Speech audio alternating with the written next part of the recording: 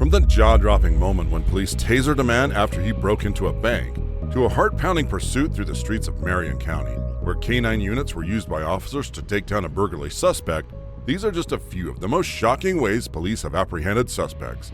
Watch the most astonishing methods law enforcement has used to stop criminals in their tracks. Man fatally tasered after breaking into bank. On a sweltering day in Tulsa, the peace was shattered by the disturbing scene unfolding outside Everest Bank. It was August 24th, and the police were soon summoned to a most troubling situation. Witnesses had flooded the 911 lines, reporting a man in the throes of an apparent meltdown, screaming and stripping himself of his clothing. Relax, you're okay, you're okay, you're okay, you're okay. Hey, relax, hey. The chaos reached a fever pitch when 26-year-old Joshua Wayne Harvey, now shirtless and increasingly agitated, targeted the bank itself. Onlookers watched in horror as Harvey, covered in blood, shattered the glass doors of the bank in a desperate frenzy and barged inside. The responding officers, captured on body camera footage, were quick to pursue Harvey, tasers drawn and ready.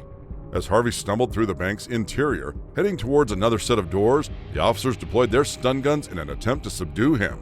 The electrical shocks brought him to the ground, but Harvey, undeterred and seemingly fueled by adrenaline, or perhaps something more potent, attempted to rise. The air was filled with his screams, a chilling soundtrack to his resistance, as he urged the officers to exert more force. Put your hands behind your back. Roll over. Put your hands behind your back. Roll over. Roll over. Roll over. The struggle that ensued was harrowing. Over 3 agonizing minutes, the officers continued to use their tasers, even as Harvey flailed and screamed, caught in a cycle of collapse and resurgence. His pleas for the officers to remove the taser leads were punctuated by cries for help, painting a vivid picture of his distress. Despite the officers' efforts to control the situation, the outcome grew increasingly grim. 18 minutes into the confrontation, Harvey's voice began to falter. His articulate pleas turned to groans, and soon silence took over. The body camera footage captured the officers' growing concerns as they realized the gravity of Harvey's condition. Harvey was quickly transported to St. John Medical Center, but the shadows cast that day would not recede. After 3 days in a state of unresponsive limbo, Joshua Wayne Harvey passed away, leaving behind a trail of questions and a community in shock. His history, marked by encounters with the law including arrests for drug possession, burglary, grand larceny, resisting arrest, and DUI, painted a complex portrait of a man caught in a spiral of destructive behavior. The medical examiner's office took on the somber task of determining the cause of death, a puzzle made all the more intricate by the events captured on video. Florida Canine taking down armed teen burglary suspect. In the shadowy early hours, the streets of Marion County became the unlikely stage for a high-stakes drama that unfolded with breathtaking swiftness. Bodycam footage, recently released by the Marion County Sheriff's Office, captured a moment that seemed ripped from a high-octane thriller but was all too real. The apprehension of a 15-year-old armed burglary suspect by the relentless jaws of Canine Leo. The incident began last month on Southwest Highway 200, where Canine Corporal Justin Tortora spotted a red Ford truck reported stolen from Gainesville. The sighting triggered a series of events that would soon escalate into a full-blown chase. As Corporal Tortora attempted to intercept the vehicle, the young driver panicked and fled, igniting a pursuit that would draw more than just ground forces into the fray. A sheriff's helicopter buzzed overhead, tracking the stolen truck as it weaved through the streets, finally halting in downtown Ocala.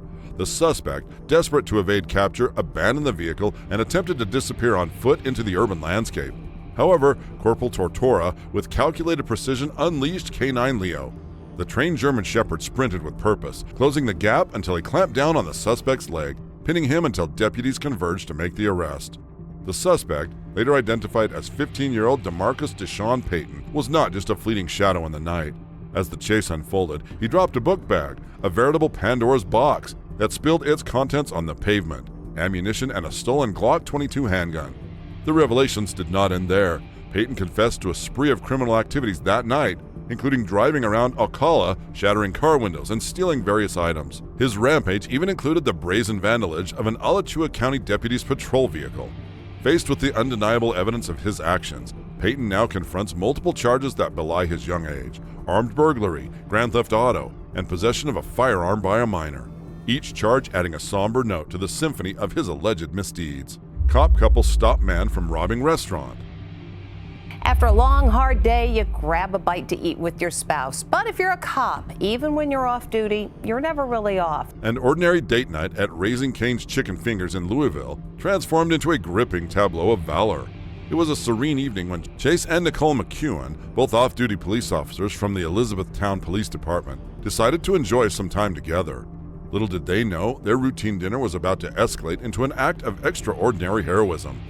As the night unfolded, around 10 p.m., the tranquility was shattered. A masked individual, later identified as Justin Carter, burst into the establishment. His intentions were clear and dangerous as he brandished a gun, demanding money from the terrified staff. This was no ordinary robbery. It was a direct challenge to the peace of the community. However, the presence of the McEwens, married just 6 months and already bonded by their vows both of marriage and duty, added an unforeseen twist to the evening's events. Observing Carter's menacing actions, they did not hesitate. With the precision and calm only seasoned officers could muster, they sprang into action, thwarting the robbery in its tracks. Their decision was instantaneous. Drawing their weapons, they confronted the threat head-on, chasing the assailant out of the restaurant with a determined resolve. The pursuit was brief yet intense. The couple chased Carter through the quiet streets of Louisville, a dramatic chase that culminated a few blocks away from where it began. See the man's hands, and I could see the firearm in his hand. It wasn't until I saw the cashier's hands go up like this, and I looked at him, I was like, is he doing what I think he's doing? There, in a scene that seemed more akin to a cinematic climax, they held Carter at gunpoint, a stark tableau against the backdrop of the night. Their unwavering courage ensured he remained there until the Louisville police arrived to make the arrest. Justin Carter was subsequently charged with first-degree robbery, receiving a stolen firearm, and possession of a handgun by a convicted felon. Despite pleading not guilty, the evidence was overwhelming. His reckless endeavor not only threatened lives but also challenged the fabric of the community's safety. The McEwen's act of bravery did not go unnoticed. Their heroic intervention likely prevented what could have escalated into a far more tragic event. Recognized for their courage, the Louisville Metro Police Department's robbery unit formally commended their actions. Their intervention was a testament to their dedication to serve and protect, a principle they upheld even while off-duty. In a heartwarming gesture of appreciation, Raising Cane's Chicken Fingers acknowledged the couple's bravery and the disruption of their date night by offering them free chicken dinners for a year. Vancouver police uses flashbang and smoke grenades. In the quiet streets of Richmond, a scene of unimaginable terror unfolded, leaving the community in shock and a woman hospitalized. This chilling event occurred when a home care aide in her 40s, going about her daily routine, was violently confronted in an ordeal that marks a disturbing rise in violent crime in the area. On a seemingly ordinary Monday, the aide had just parked her 2007 Toyota SUV on Walton Road, ready to assist a client when horror struck. An assailant, fueled by malice, shattered the tranquility of the morning by smashing her car window with a weapon. The sound of breaking glass was quickly followed by the victim's screams, piercing the air and drawing the attention of a nearby witness. The perpetrator then seized the vehicle, leaving the aide with injuries that, while not life-threatening, would have lasting impact on her psyche and well-being. Alert to this brazen act of violence, the Richmond RCMP sprang into action, notifying surrounding law enforcement agencies of the stolen vehicle and setting the wheels of justice in motion. The search was intense and focused, with the Vancouver police playing a pivotal role in the apprehension of the suspects. Less than 2 hours after the carjacking, the stolen SUV was spotted near Hastings and Boundary. What happened was a dramatic and meticulously coordinated response by the Vancouver police. The arrest, captured on dashcam footage, was nothing short of cinematic. Officers armed with rifles and flashbangs moved decisively to neutralize the threat posed by the criminals. As they approached, the male suspect made a desperate attempt to flee the scene, but was swiftly brought down by a police dog after a tense chase. The suspects, identified as 28-year-old Robert Paul Goodacre and 21-year-old J.K. Contois, were quickly taken into custody. Charged with robbery and the use of an imitation firearm, their spree of terror had come to an abrupt end. Goodacre faced additional charges of assault, compounding his legal troubles, while Contois was charged with resisting arrest. Bearcat slams into stolen construction truck. In the oppressive heat of July 2020, a perilous drama unfolded on the bustling stretches of California's 10 freeway. An armed suspect, in a brazen act of desperation, commandeered a construction truck, igniting a harrowing chase that carved a path of chaos through Ontario and Pomona. This wasn't just any pursuit, this was a full-blown spectacle, replete with a stolen truck dragging a freeway sign, its metal sparking against the asphalt as it barreled down the highway. The saga began as twilight settled over Fontana. Local police were already in hot pursuit of the suspect in a stolen Jeep. As fate would have it, The chase took a dramatic turn around 8 p.m. when the suspect crashed the Jeep. But the night was far from over. In a desperate bid for freedom, the suspect escalated the situation by hijacking a nearby construction truck at gunpoint, setting the stage for an even more dangerous continuation of his flight from justice. The response was immediate and overwhelming. No fewer than 10 police cruisers joined the frenzied pursuit, their sirens cutting through the night air as they chased the lumbering truck along the freeway. The truck, driven erratically and at a stubbornly slow pace, became a spectacle of sparks and smoke as one of its wheels was worn down to the rim. As the chase intensified, authorities made the critical decision to shut down both directions of the freeway, a move that underscored the gravity of the situation. The crescendo of this chaotic symphony came when an armored police vehicle with calculated precision rammed the stolen truck, pinning it against the freeway center divider in a dramatic maneuver designed to end the chase once and for all. But the suspect was not yet ready to concede. In a final act of defiance, he leapt from the cab of the truck and attempted to flee on foot, his silhouette darting between the lanes of sparse late-night traffic, possibly seeking another vehicle to hijack. His freedom was short-lived. However, as a police canine was quick to subdue him, its training kicking in to effectively neutralize the threat he posed. Subdued and bleeding from the dog's firm grasp, the suspect was soon in handcuffs and receiving medical attention for his injuries. The police, vigilant and thorough, later discovered a firearm the suspect had discarded over a freeway wall during the tumultuous chase.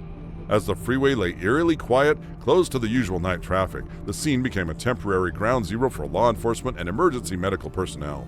The suspect, now a captive audience to the consequences of his actions, was checked over by paramedics, a somber finale to a night of raw and uncontrolled desperation. Burglary suspect gets stopped by pit maneuver. In the simmering heat of a late afternoon in Southern California, a high-stakes drama unfolded on the freeways that stretch like arteries through the heart of the region. The protagonists, 3 alleged burglars ensconced in a dark gray Mercedes sedan, their escape vehicle of choice. The setting? The vast, sprawling expanse from the San Fernando Valley to the Inland Empire, a backdrop ripe for a cinematic chase that began just as the clock nudged towards 6 p.m. The pursuit kicked off in the northeast San Fernando Valley under the watchful eyes of the LAPD Mission Division officers. These officers, upon identifying the Mercedes as the vehicle associated with a recent burglary, initiated the chase that would soon draw the attention of the city. The suspects, desperate to evade capture, pushed the sedan eastward along the 210 freeway. They sped past familiar landmarks of Glendale and Pasadena, their vehicle a blur against the dusky hues of the evening, weaving through the snarled traffic that characterizes Southern California's rush hours.